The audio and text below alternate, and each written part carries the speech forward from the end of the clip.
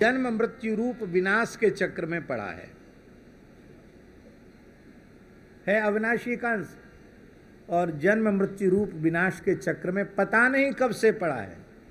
यह पहला जन्म नहीं है, इसके पहले असंख्यों जन्म हो चुके हैं और अब तक हम कृतार्थ नहीं हो पाए हैं।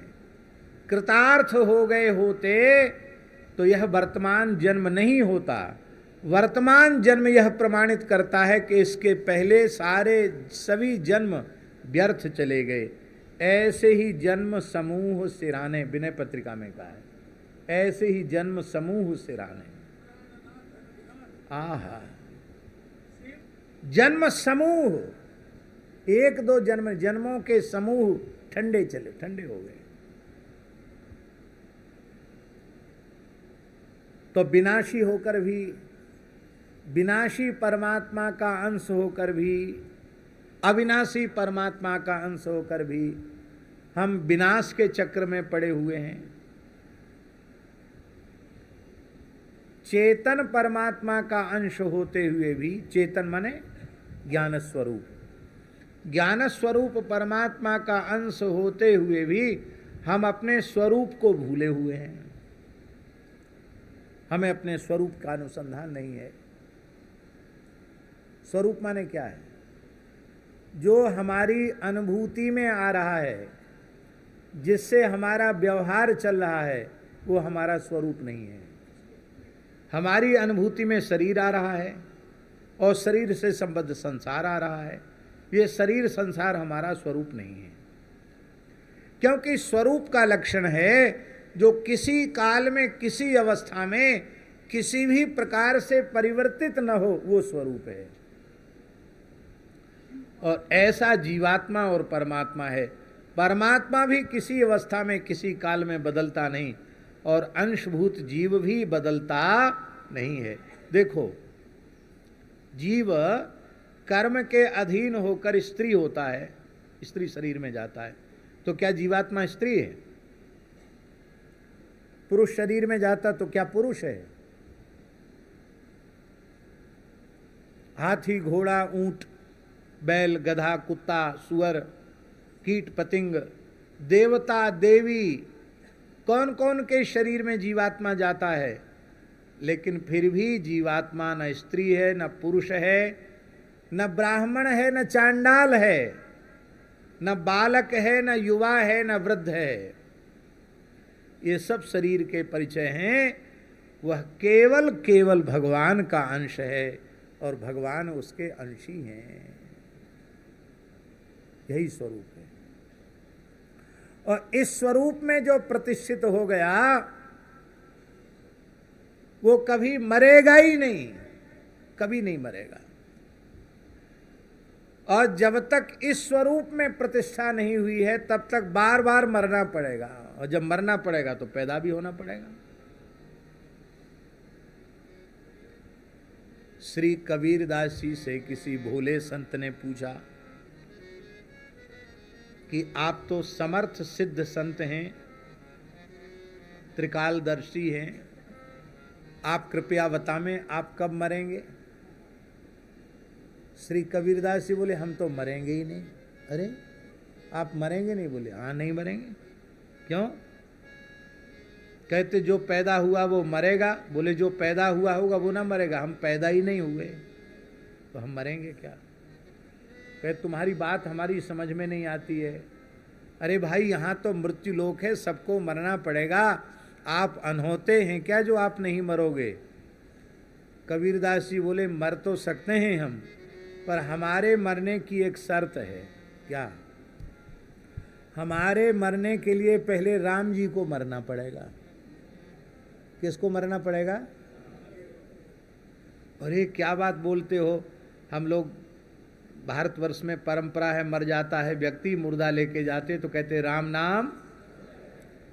तो जब राम नाम सत्य है, उनका नाम सत्य, रूप सत्य, लीला सत्य, सब सत्य है, तो राम जी मरेंगे क्या? अब अरे, जब राम जी ही नहीं मरेंगे तो राम जी का अंश क्यों मर जाएगा? अविनाशी का अंश होकर भी विनाश के चक्र में पड़े हैं। ज्ञान स्वरूप भगवान का अंश होकर भी अपने स्वरूप को भूले हुए हैं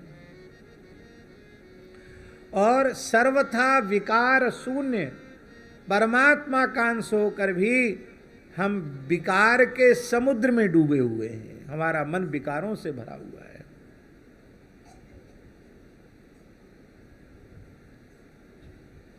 किसी भी अवस्था में निर्विकार नहीं होता है, विकार बना रहता है। उस साधकों के सामने तो बड़ी समस्या है।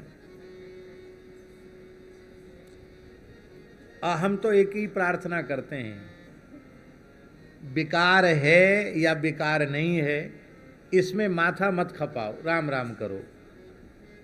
इसलिए जब तक शरीर भाव रहेगा तब तक विकार रहेगा। देह भाव के नष्ट हुए बिना विकार नष्ट नहीं होंगे। देह भाव कैसे नष्ट होगा? या तो पूर्ण ज्ञान हो जाए या परिपूर्ण रूप से भगवत प्रेम हो जाए, और इसका एक ही साधन है, राम जपू राम जपू राम जपू बावरे घोर भव। देह भाव आने से ही विकार उत्पन्न होता है। देह भाव नष्ट हो गया, विकार नष्ट हो गया। लेकिन उस सहज सुख राशि परमात्मा की विस्मृति, यही कारण है हमारे दुख का। जन्म से लेके मरने तक रोना ही रोना है।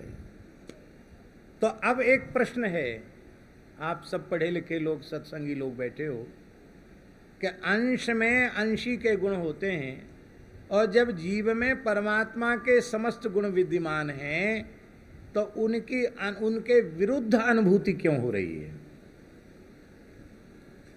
स्वरूप के विरुद्ध अनुभूति का कारण क्या है?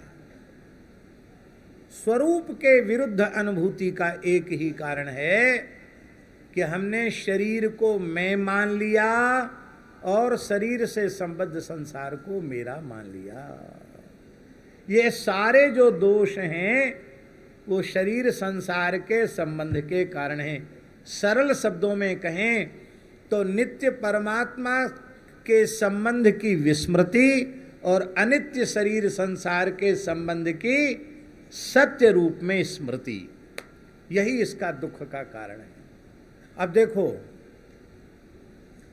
उत्पन्न होना नष्ट होना यह शरीर संसार का धर्म है, दुख रूप होना यह शरीर संसार का धर्म है। ये कहीं से कहीं तक जीवात्मा पर इसका आरोप नहीं किया जा सकता। पर जैसे स्फटिक मणि श्वेत होता है, स्वाभाविक स्फटिक मणि का जो वर्ण है वो शुक्ल है, पर हरी हरी तुलसी बिल्व पत्र में रख दो तो हरित स्फटिका, और लाल फूल में रख दो तो रक्त स्फटिका, पीले कनेल के फूलों के बीच में रख दो तो पीत स्फटिका, तो उस वर्ण का आरोप हो जाता है। ऐसे ही जीवात्मा पर जीवात्मा ने दुर्भाग्य से मैं शरीर हूँ और शरीर से संबद्ध संसार मेरा है, ऐसा मान रखा है। यही कारण है कि शरीर संसार के जो दोष हैं वो जीव में आ जाते हैं। उनको है नहीं, पर हमारे में ये दोष हैं ऐसा वह मान लेता है, और ये मान्यता ही उसको संस्कृति के चक्र में भटकाती है। इसी एकादश स्कंध में भगवान ने उद्धव जी से कहा कि जैसे सत्संग जिस प्रकार से संपूर्ण आसक्तियों से मुक्त करके जीव को सरलता से मेरी प्राप्ति करा देता है, वैसी प्राप्ति अन्य साधन से नहीं होती। नारायण जी के पिताजी अच्छे साधक थे, महापुरुषों की सेवा उन्हें सुदीर्घ काल तक प्राप्त हुई,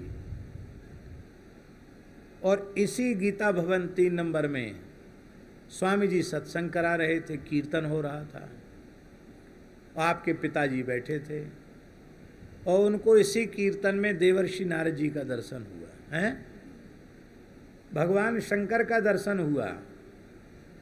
और उन्होंने क्या कहा? उन्होंने कहा कि स्वामी जी को 5 वर्ष की आयु और दी जा रही है सत्संग के लिए।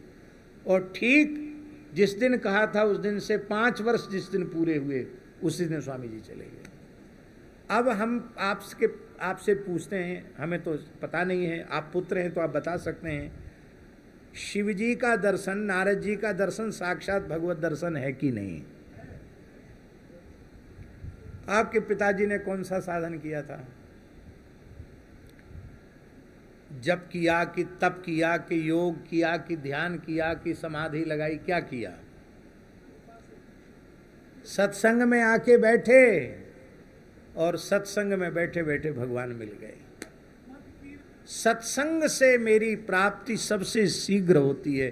भगवान को पाने के जितने साधन हैं उनमें सबसे तेज और सबसे सरल और सबसे श्रेष्ठ साधन है सत्संग।